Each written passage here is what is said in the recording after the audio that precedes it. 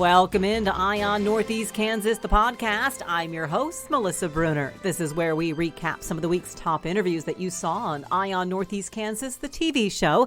It airs Monday through Friday, 4 o'clock Central Time from our studios in the capital of Kansas, the great city of Topeka. We had a lot of great guests on this week. It's a busy time of year around the capital city. State lawmakers are now back in session. That's sparking a lot of debates and a lot of issues coming up. Our local leaders also are dealing with a lot of various issues, and of course at the state level some important topics continue to be addressed. Among them, human trafficking. This week, Thursday, January 11th, was National Human Trafficking Awareness Day. Julie Hard is the Human Trafficking Education and Outreach Coordinator in the Kansas Attorney General's office. She joined us for what was really an eye-opening discussion on just what human trafficking looks like in Kansas, some of the things that make us unique, and new efforts underway.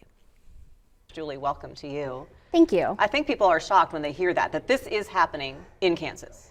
Yes, absolutely. So Kansas is such a unique state. We have both a combination of a rural environment and urban, and so that creates a particularly unique environment for both trafficking victims and traffickers to recruit.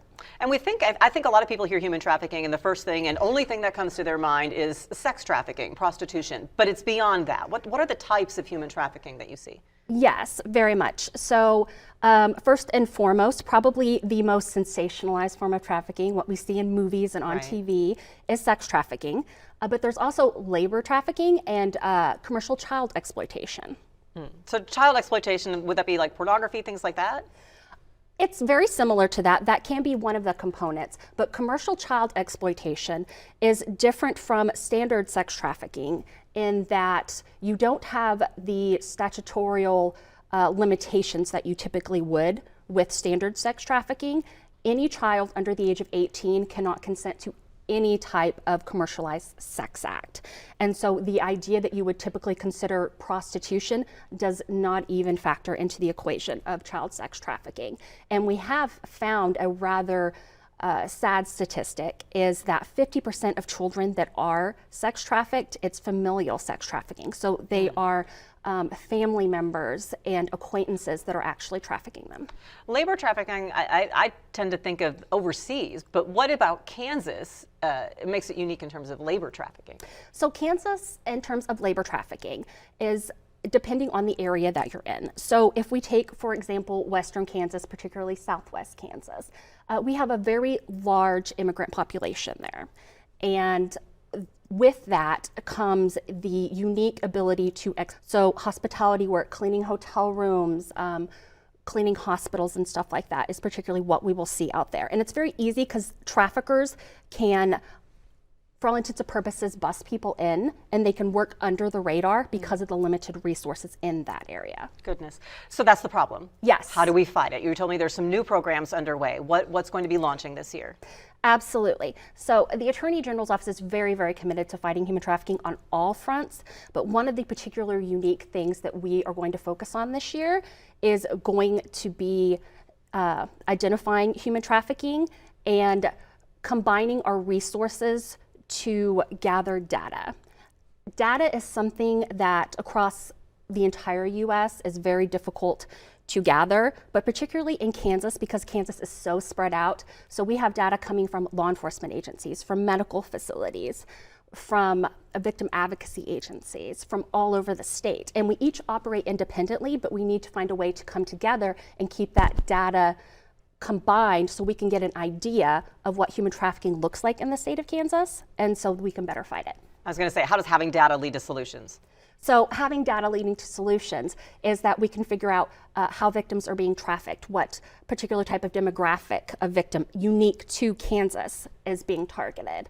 Nationally, we have a wealth of information when it comes to demographics, but unique to Kansas, we can speculate, but it's just hard to gather that data and get a full picture. I have a few resources on the screen. I know that you have information on your website, ag.ks.gov/public-safety/human-trafficking. Also, the human trafficking hotline, folks. If you need help yourself, you know someone who needs help, maybe you just want to find out information. The hotline, if you need help, is 888-373-7888, or go to humantraffickinghotline.org. Both that site and the AG site have resources and also information. In 5 seconds, 3 signs that there might be human trafficking going on in your neighborhood. So 3 signs is that you are going to have individuals who are probably underdressed for the weather. You have particularly juvenile human trafficking, is you are going to have an individual child that is maybe living without a caregiver, living with an adult. And then also when it comes to labor trafficking, you are going to have individuals who don't have control of their personal documents or are giving their wages to a supervisor. I have a link to a much longer list on WIBW.com. Julie, thank you. Great information and great efforts underway. Yes, appreciate thank you. it. As I said, I do have all of those links and resources on WIBW.com. Also check my Facebook page if you need those links. Through the Kansas Attorney General's office, we'll be continuing to check in on those efforts and the information that they continue to learn. I said state lawmakers are back in session. They have done things legislatively in recent years to look at the human trafficking issue as well. This year, taxes seem to be the top topic that we're hearing from both sides of the aisle. Of course, though, they have different ideas on how to get there. We've heard from Governor Laura Kelly. We have heard from some of the Democratic leaders. This week, Senate President Ty Masterson visited the studio to share his take on those issues. And welcome to you. Your first visit here to the Red Couch. Glad to have you here. So what is the headline for you as you all are back in session on day 2? Oh, well, it's election year. But our headline is tax cuts, not unlike what you're seeing. It's a battle about what that is. But for us, the big issue is tax cuts. There was a proposal that the governor and a bipartisan group of lawmakers unveiled yesterday. What do you think of it? You kind of did a little head nod there. What do you think of it? And where do you fall on the spectrum of where the tax relief talks should be?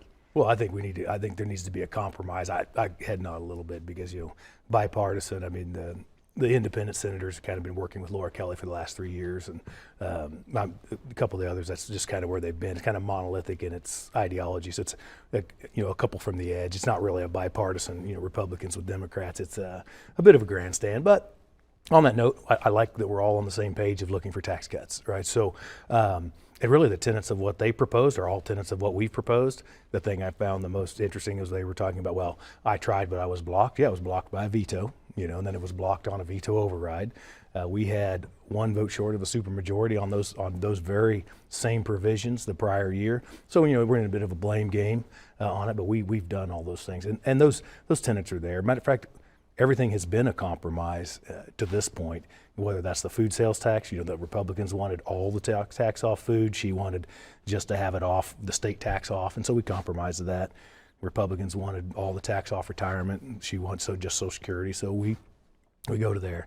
And then property tax. We're all on board with property tax relief and try to do that's a little bit of a battle of who can do more. And then the issue of the single rate, or I call it dual rate tax. It's a 0 exemption to a level and then some rate after that. That's the flat tax bill. Well, that's what people call it. It's Would not you actually a compromise flat on that at all? Well, I think that's a flip the question. Will she compromise on that at all? We've compromised all those tenets I just gave. We've compromised on all of them, and it has been proven around the country. That's just a better structure, and it's not a big fiscal note. It's sustainable. It's a better thing to do. It has the same arguments as the Social Security tax. So we need to actually the compromise that comes from the governor's office. A lot of discussion around Medicaid expansion. Will you allow a vote to come to the floor and debate to come to the floor on the Medicaid expansion bill? I actually already have. My first year as president, we had a full-on debate on the Senate floor, and it went down. We'll look at it again. I think the thing on Medicaid expansion that's being missed is it's been out there for 10 years. And there's been studies done. Matter of fact, there was a recent study done out of Florida because they're one of the other states that have not expanded and did a big study. Because the evidence is here, right? It's these states that have expanded, and the truth is it is not saving rural hospitals, it's not helping at the emergency room, and you're displacing current Medicaid eligible population, which is, I think, the worst. 65% of the people coming in are coming off commercial insurance, which reimburses hospitals even better than Medicaid. It's a finite marketplace. It just makes sense. Only so many doctors accept Medicaid. And so you are literally, and this is being proven in all these other states, you're taking an able-bodied population And it is for a marginal gain here, you're getting a bigger loss in the current. The low-income mothers, the disabled, the low-income elderly are being pushed out. What is one issue that you think needs to come up for discussion that maybe is kind of floating under the radar, people aren't really talking about? For Governor Kelly, it was water. She said we need to be talking about water, even though it's not necessarily something that's grabbing headlines. What's the issue for you that's out there? So that's a good question. For me, it's the Office of Child Advocate. We have I used to hear all the time about, kids sleeping in the offices that under care of the state. You don't hear about that anymore. It's still happening. It's happening worse than it was even 5-6 years ago. But nobody's watching that, and that population, they don't care if you're a Republican or a Democrat. They need help, right? These child in need of care, and we need an independent Office of Child Advocate. That right there is the key difference, correct? Because didn't we create one? Yes, but it's under the governor's office, and honestly, this is not a condemnation of the current governor even. I mean, it's like there's incentive to hide things that are a problem because it could look bad on your administration. And so, but there's a lot more accountability that comes from the media when it's a Republican administration. So we need an independent advocate. It should be outside of those politics because it's the kids you care about. And we have had a lot of discussion about what to do with children in need of care, especially with the case that happened in Topeka with Zoe Felix. Are there going to be any proposals we see come forward out of that discussion and the hearings that have happened? Yes, I mean, we have a standing position. The Senate does, and we hope to have that reach the end of the day. I would probably call that priority number 2 for us. We've had a lot of interest in giving parents choice in education, but we have a majority, but we don't have a supermajority, and we have a governor that won't have that.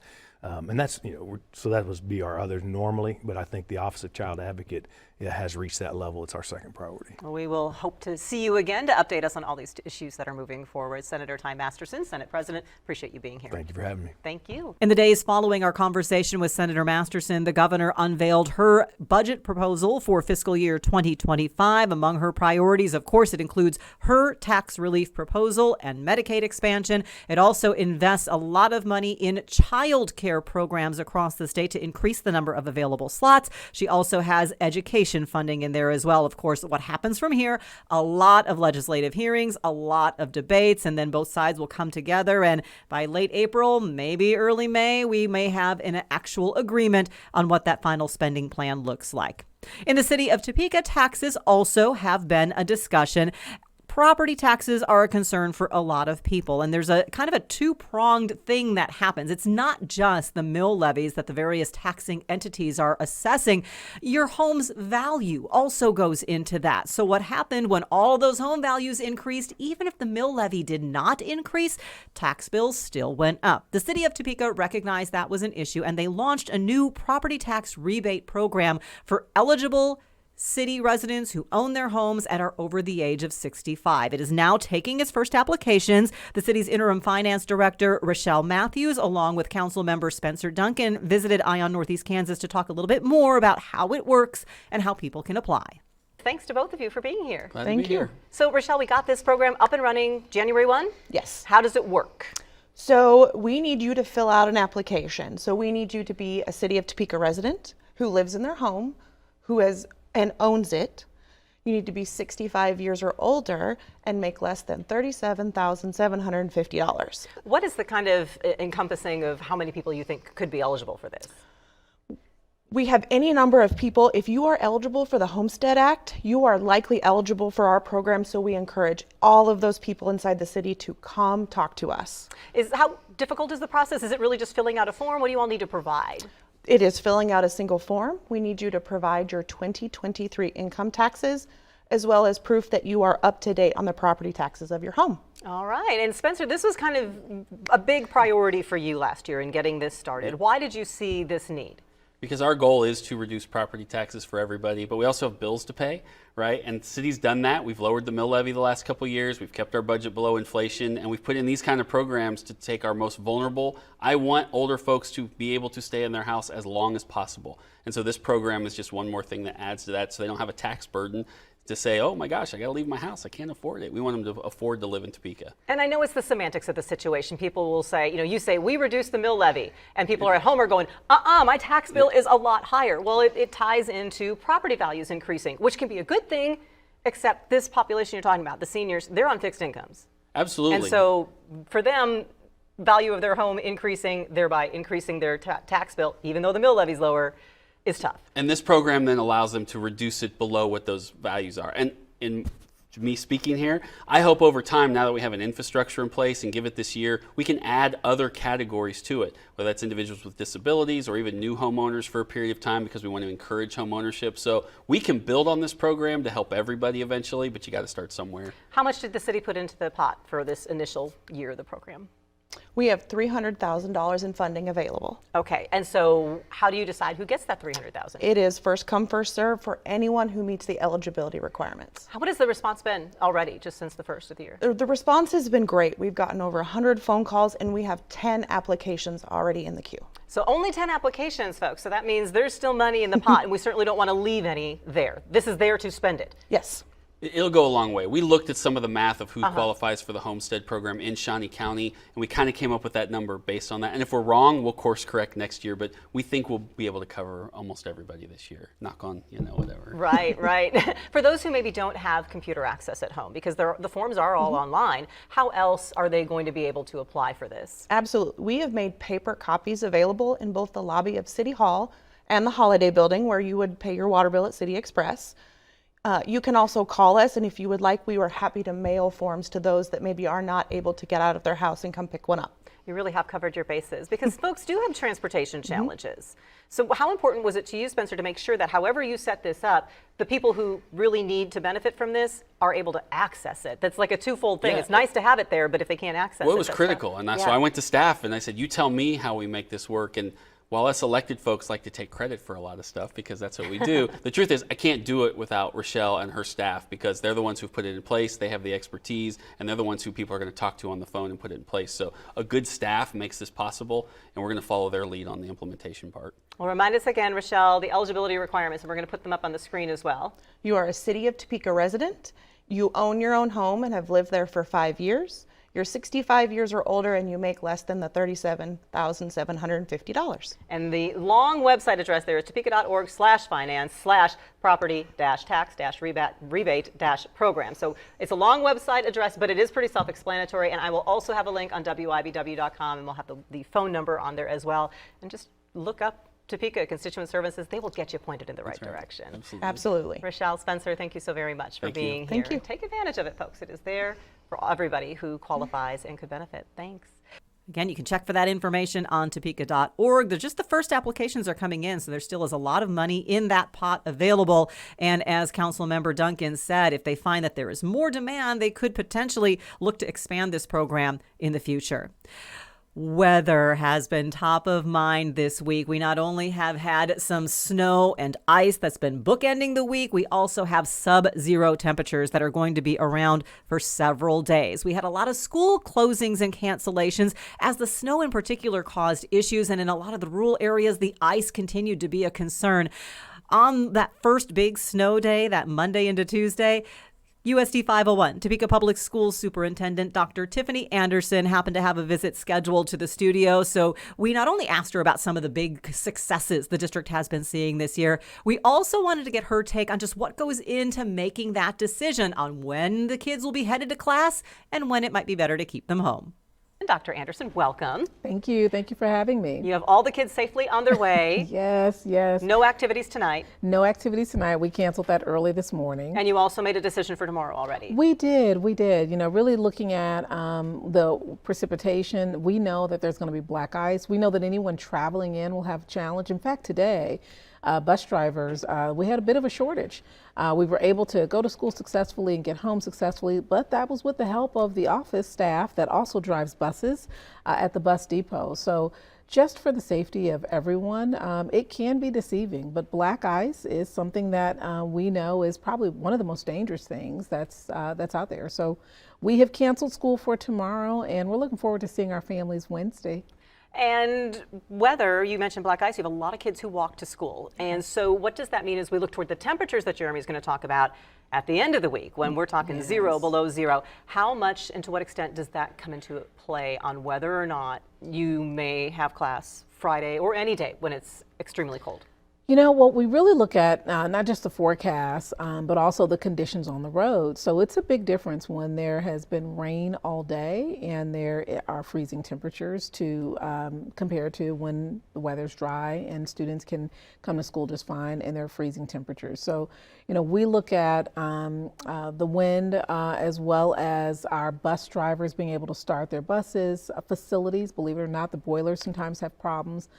So we take all of that into consideration. At the end of the day, we make the decision at 5 a.m. There used to be a time when it was really cold, we would close school.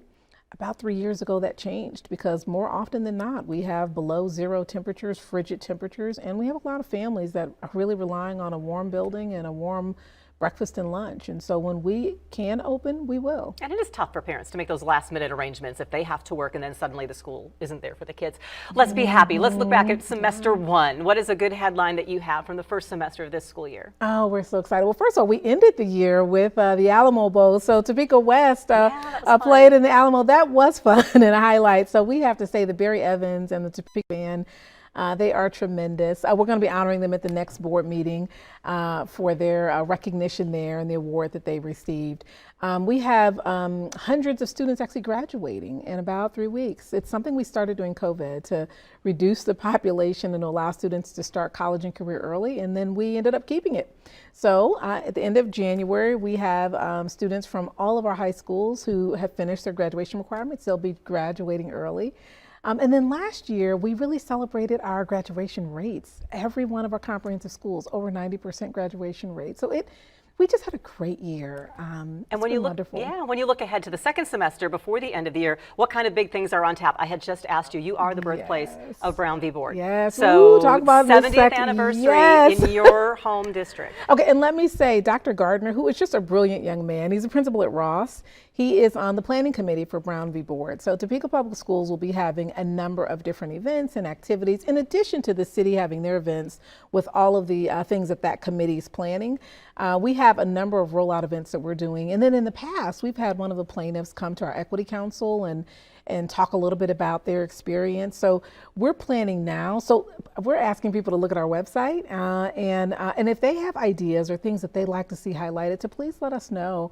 But we will be celebrating all week. And upcoming, we're going to be celebrating Dr. Martin Luther King. Yeah. And all of the events for service and collecting food for families across the community. Right. People can bring food donations to any of your schools. And I understand there's maybe a little friendly competition going on There among is. your school buildings too. Oh, I don't know about how friendly it is. There is definitely a competition. And I think last year, the school that won had maybe over 3,000 cans collected. So we're looking forward to seeing that. And how wonderful it is that we're competing about who can serve the most people. Yes. It's pretty wonderful. And you know, the downside is that the food pantries need the support that your students and families are giving them. So we appreciate that. Thank you so very much, and stay warm. Keep the students safe as always. Thank you, Dr. Tiffany Anderson from Topeka Public Schools. Remember when we were kids and that closing information, you'd either hear it on the radio or wait for your school name to scroll across the bottom of the screen? A little more high tech than that now. We always keep that closing list updated on WIBW.com, so therefore a little quicker to find. But we still have the closings on screen as well for those of you who want to go old school, so to speak. Dr. Anderson will be keeping us up to date on things going on in her district throughout the year. At the next level, higher education, Washburn University wants to ensure all its students will be able to find jobs after graduation. Their spring career fair is right around the corner. Washburn's Eric Grosspitch and James Baraclough joined the Red Couch to let us know a bit more about the event and also why it's so important to establish those community connections. Career engagement, how important is this for younger folks to be thinking about, whether they're in high school or in college at Washburn already? Oh my gosh, it is incredibly important for our students to begin to think about what is that next step and how are they actually going to engage with employers along the way and figure out what skills are needed so they can navigate acquiring those skills over the course of their time before that employment is necessary. So how does your career fair work and how does that play into all of that? We've typically had about 130 different organizations that are represented at our career fairs, and we work on campus to make sure our students know how to market themselves when they show up and what kinds of questions they need to ask so that they better understand how to navigate a career fair so they can make the most out of it and connect with those employers. When you think about work that you do, Eric, to craft a full college experience, where does something like a career fair fit in? I mean, obviously that's the goal, that you're going to graduate from college and find a job. You but how does just this fit in? nailed it. Right. That is the goal. We want our students to find their pathway through their undergraduate experience so they can make those next steps. And so a big part of what James and I are doing now is starting to work with our community partners to determine what are the jobs that are out there, what are the skills that those students need, so that we can help better prepare the students while they're at Washburn to take advantage of those careers once they're done. What do you want employers to know about the experiences that you are able to create for students at Washburn that make them a well-rounded, good potential employee? Sure, a lot of our students are getting very actively involved in different student organizations and also leadership programs within their programs. So they're really working on communication, they're working to understand the diverse workforce that they're coming through, and they're also learning the idea that they need to show up. They need to do the work once those jobs happen, and so we're holding them accountable in those ways. Employees that actually show up are a good thing. That is a very good thing. Critical. The career fair is not just open to students, James, is it? Who else can attend? It is open to anybody within that Topeka community, right, that is particularly interested in coming to connect with those employers. How does that really speak to how Washburn relates to Topeka and its role in the capital city? Our connection within the kind of Topeka capital and also kind of the overall Northeast corridor, frankly, is critical, right, as we connect students that will ultimately become the future right here in Topeka. And I like having it open so that it really shows how Washburn is part of the community too. So are there two things you're looking for now? Obviously you want the students to come and you want the community members to come, but they need people to visit. So if people are still wanting, they're like, I hadn't heard that Washburn has a career fair. If people want to take part, what do they need to do as employers or folks? On the employer organization side of things, the priority registration deadline is coming up on January 17th, so we would love to have folks continue to register. And on the attendee side of things, show up. Show up on February 14th. Is there any limit to what type of business? So this isn't specified to just only one of your colleges, one of your majors. Who do you all want to attract here? This is one of our general open career fairs, so it is open to anybody and everybody from an organization side of things. And in particular, it is not just for organizations that are looking for a part-time position or a full-time position. It can be for internships or apprenticeships, any kind of experiential education. And we also have a significant portion of our students that are attending to explore their options, right? They might be a first semester, first year student that really wants to figure out what does it take to do X for a certain employer. Which is so critical, right? It's not just a right before you graduate, start looking. Eric, you really encourage them to look early. We need to start early because what we think we know coming out of high school isn't exactly what the workforce is. Or seeing you on TV, they don't really understand all the things that go on before you sit down. And so how do you help them know those jobs is a critical part too? First thing that popped in my mind was, you should see how messy my office is. Exactly, all of those things come into play. Washburn Spring Career Fair is coming up at Washburn University, 10 a.m. to 2 p.m. Wednesday, February 14th. It's inside Lee Arena. Visit with potential employers, graduate programs. Again, this is all majors. Alums, community members are welcome to attend. And you do encourage professional dress. So folks, dress for the career you want, right? Bingo. Appreciate it, both of you. Thank you so much.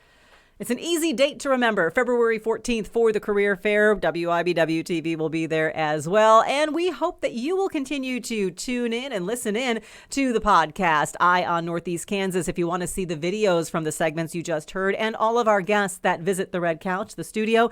You can visit WIBW.com.